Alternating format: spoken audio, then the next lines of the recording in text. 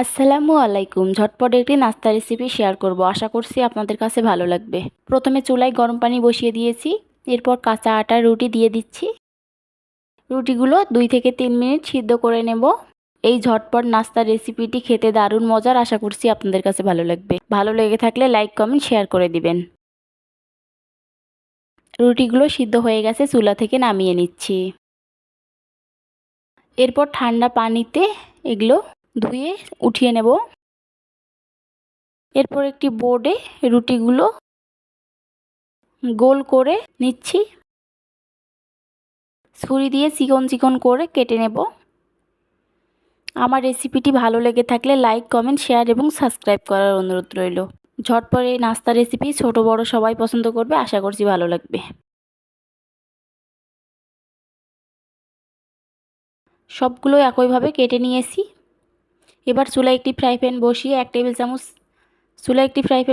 2 table চামচ তেল, গাজর কুচি, পেঁয়াজ কুচি, কাঁচামরিচ কুচি দিয়ে দিয়েছি। ভালোভাবে নেড়ে চেড়ে নিচ্ছি, হালকা করে ভেজে নেব। এরপর 3টি ডিম ভেঙে দিয়েছি। ডিমগুলো ভালোভাবে নেড়ে চেড়ে মিশিয়ে নিচ্ছি।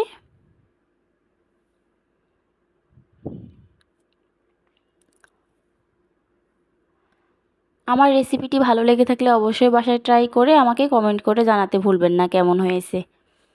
এরপর 2 ধরনের ক্যাপসিকাম, লবণ 1 চামচ দিয়েছি, ম্যাজিক মশলা, টমেটো সস। আবারও ভালোভাবে মিশিয়ে নিচ্ছে। আশা করছি আমার ভিডিওটি ভালো লাগবে। সবগুলো উপকরণ মিশিয়ে নেওয়া হয়ে গেলে রুটিগুলো দিয়ে দিচ্ছি। ভালোভাবে মিশিয়ে নিচ্ছি।